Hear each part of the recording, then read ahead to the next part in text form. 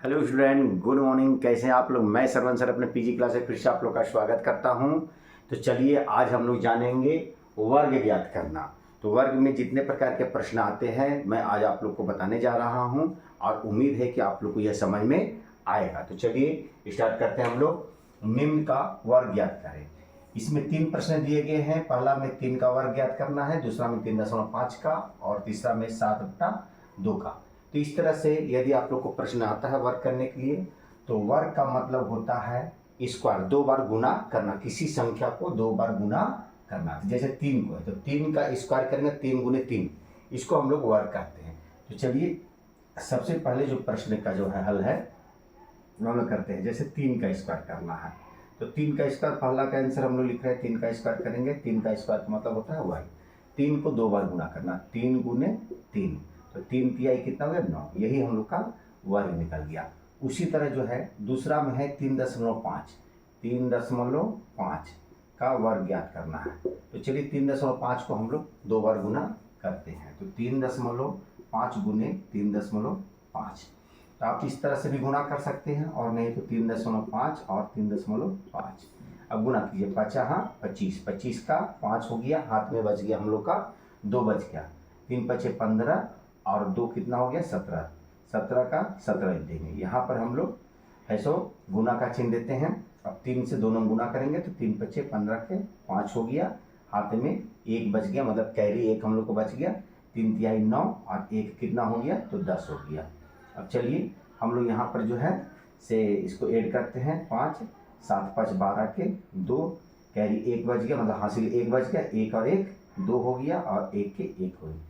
यहाँ भी 1 अंक के बाद दशमलव, यहाँ भी 1 अंक के बाद दशमलव, मतलब कुल 2 अंक को बाद दशमलव हम लोग को बैठाना है।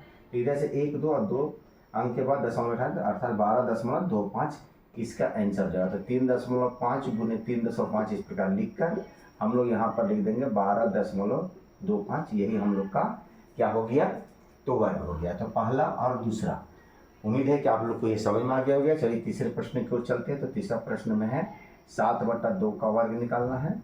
तो 7/2 को 7 का स्क्वायर, तो 7/2 गुने 7/2 करेंगे, तो 7 और 7 को गुना कर देंगे हम लोग, तो 7 7 कितना हो गया 49 हो गया, और 2 और 2 को गुना किए तो 2 दूनी की 4 हो गया। यही हम लोग का आंसर, यही वर्ग हम लोग का निकल गया। तो उम्मीद है कि आप लोग को पहला प्रश्न का जो तीनों प्रश्न का हल है वो आप लोग को समझ में आ गया होगा।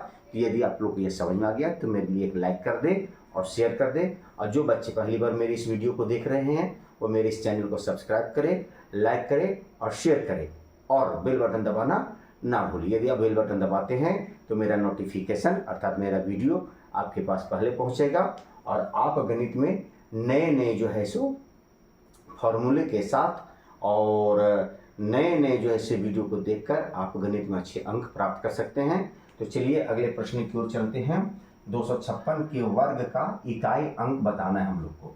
तो 256 जब इस प्रकार का प्रश्न आता है तो जितना बड़ा अंक रहे, 2 अंक का रहे, 3 अंक का रहे, 4 अंक का रहे, तो इससे हम लोग को डरना नहीं है। यहाँ पर बोल रहा है इकाई अंक का जो है ना वर्ग ज्ञात करना है हम लोग का। तो 256 के वर्ग का इकाई अंक बताना है, तो इसका इकाई या अंक को जो है से हम लोग वर्ग कर देंगे, अर्थात 6 का स्क्वायर कर देंगे। कितना का स्क्वायर करेंगे तो 6 का स्क्वायर। 6 को यदि हम लोग 2 बार गुना करते हैं तो 6 6 कितना आता है 36। अब इसका इकाई अंक क्या है, तो इकाई अंक 6 है, तो इकाई अंक हम लोग कितना लिख देंगे, इकाई अंक बराबर 6। यही हो गया हम लोग का आंसर हो गया।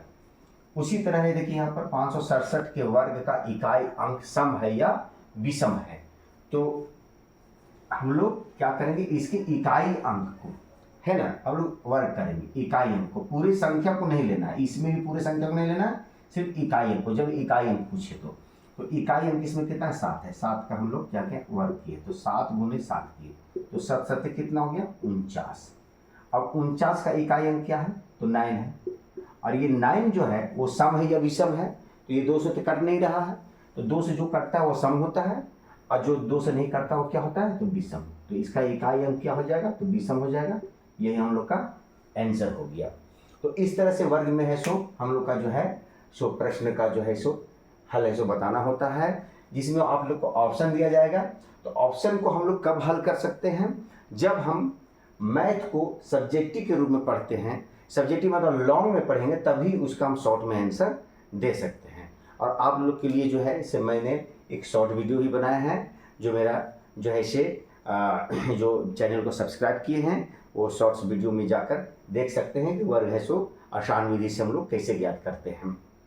तो यदि आप लोग को ये समझ में आ गया है तो मेरे लिए एक लाइक कर देंगे और इसे शेयर कर देंगे। तो चलिए नए वीडियो के साथ फिर मिलते हैं, तब तक के लिए have a nice day, take care.